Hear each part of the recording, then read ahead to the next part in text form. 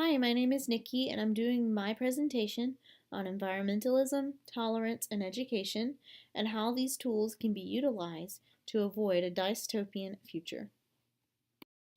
In the beginning of the 21st century, and even before then, dystopian literature and the interest in it has significantly gone up. We see this in popular books, television shows, movies. There are plenty of examples of this in popularity. The Hunger Games, that was really popular a few years ago between the movies and the books. The Handmaid's Tale, which this is in my presentation a lot. The Handmaid's Tale is also very popular right now. They have a TV season 2 just came out on Hulu, and like I've said in my paper, I referenced how a popular filmmaker was considering making a television show on Oryx and Crake, but it was kind of cut. I think it was a movie, not a television show.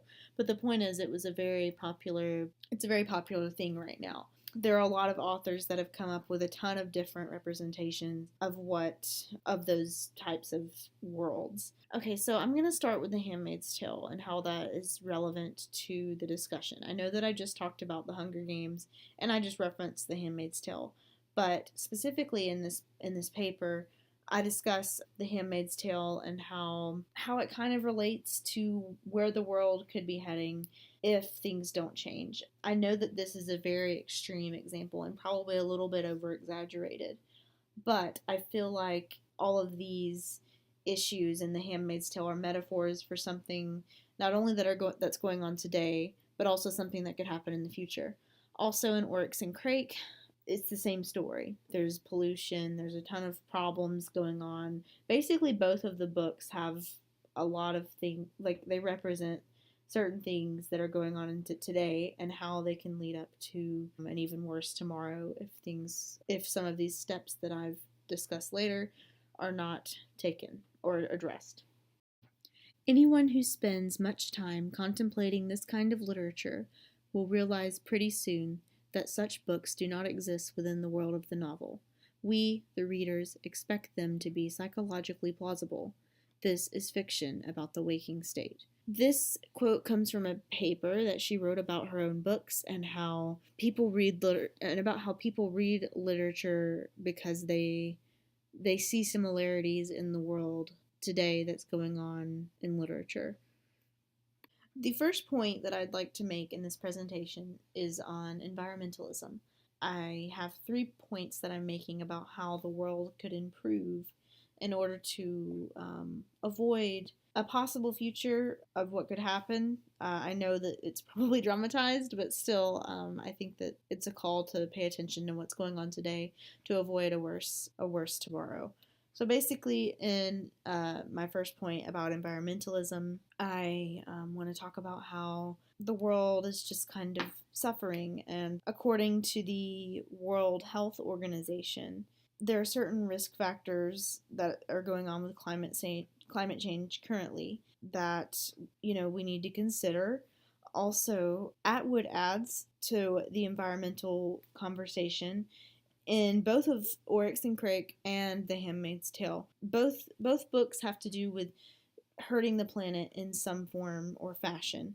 In Oryx and Crake, basically, the normal humans are kind of like, they kind of just aren't there anymore just because they weren't able to survive. And although there are Craker's new humans, there's still the normal humans are there. I believe Jimmy's the only one left.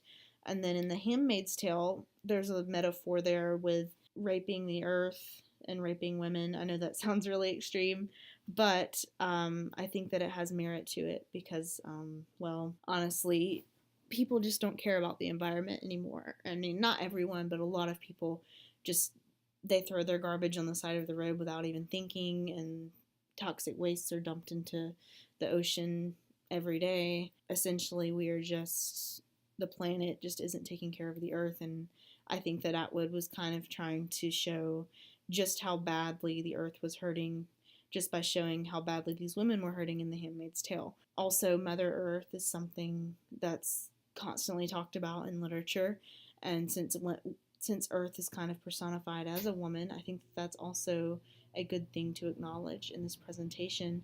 and in this comparison of Atwood's books to environmentalism.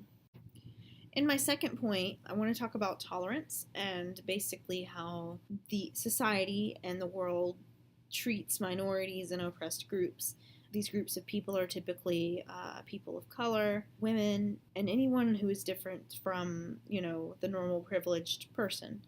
Basically, all of those people are at risk. To kind of bring a current slant to this presentation, there has been a lot of stuff in the media about minorities. They're going through a lot, minorities are, and oppressed people have their own issues in the workplace as well, and just in different places. I think that this would lead to minorities not having a place in the world if they aren't tolerated. In The Handmaid's Tale, for instance, women who are an oppressed group based on their gender, they are valued strictly for their ability to have children, and that's a real problem. And slowly, the fertile women, basically all of the women in the book, they lose their voice because they have to follow strict guidelines and basically walk on eggshells.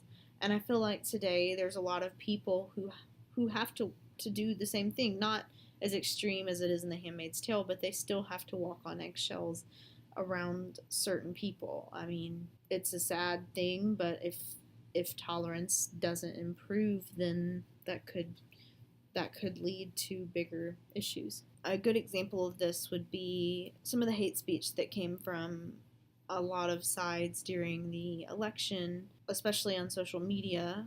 I read about that in one of my sources that are going to be, it was in my paper, and it's also going to be at the end of this presentation. I think that that's worth looking at. Also in Brexit, there was a complete split down the middle when they voted whether or not if they wanted to split from the European Union. And I think that both of those instances that I just mentioned are good to bring up because basically people are at risk of kind of splitting apart almost. And if that happens, then the world and countries and everywhere will be divided. My final point is going to be about education. And I think that there's a lot of uneducated people in society. And I mean, education in the U.S. especially is very, very expensive. And I think that that's a problem, but that's a different issue. But I do want to acknowledge that because it could be a big factor as to why people are not educated. One of the main reasons I'm bringing this up is people, they grow up in households and they're told what to think, what to believe, I mean, everything. And unless they, branch out on their own and do some independent studies and figure out things for themselves and get, the education that they need to become their own person with their own opinions, then they're just going to do what their family members have always done. There's never going to be any change.